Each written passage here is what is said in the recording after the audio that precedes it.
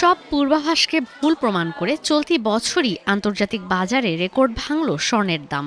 বিশ্ববাজারে 1 ounce স্বর্ণের দাম উঠেছে $4,500। রোববার 1 আউন্স স্বর্ণ বিক্রি হয়েছে সর্বোচ্চ $4,450। যুক্তরাষ্ট্রের কেন্দ্রীয় ব্যাংক ফেডারেল রিজার্ভের সুদের হার কমানোর আভাসে স্বর্ণের দাম এখন লাগামহীন।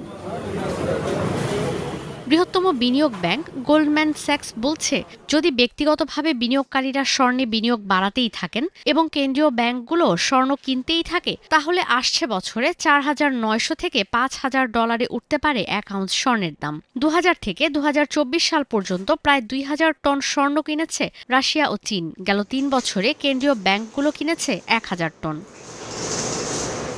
1979 সালের পর 2025 সালই স্বর্ণের জন্য সবচেয়ে রমরমা বছর। চলতি বছরই দর বেড়েছে 71%। 46 বছর আগে জিমি কার্টার মার্কিন প্রেসিডেন্ট থাকা অবস্থায় সবশেষ এত উত্থান হয়েছিল স্বর্ণের। সেই স্বর্ণের দাম চলতি বছরের শুরুতেও $2,600 ছিল।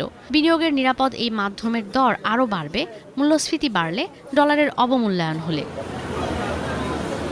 চলতি বছর ব্যক্তিগত ও ব্যাংকের কাছে থাকা স্বর্ণ ও রূপার বাজার মূল্য হয়েছে $16 লাখ কোটি।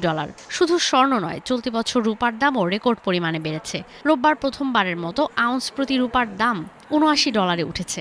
সরবরাহ সংকটে চলতি বছরই রূপার দাম 167% বেড়েছে। অন্যান্য মূল্যবান ধাতু প্লাটিনাম ও প্যালাডিয়ামের দামও বেড়েছে। আন্তর্জাতিক বাজারের সঙ্গে সমন্বয় করে দেশের বাজারে এক সপ্তাহে প্রায় 10,000 টাকা বেড়েছে 22 ক্যারেটের 1 ভরি স্বর্ণের দাম। 22 ডিসেম্বর 22 ক্যারেটের 1 ভরি স্বর্ণ বিক্রি হয়েছে 2,18,117 টাকায়। 28 ডিসেম্বর এই স্বর্ণ বিক্রি হচ্ছে 2,27,856 টাকায়। ঈশিতা ব্রহ্ম, স্টার নিউজ।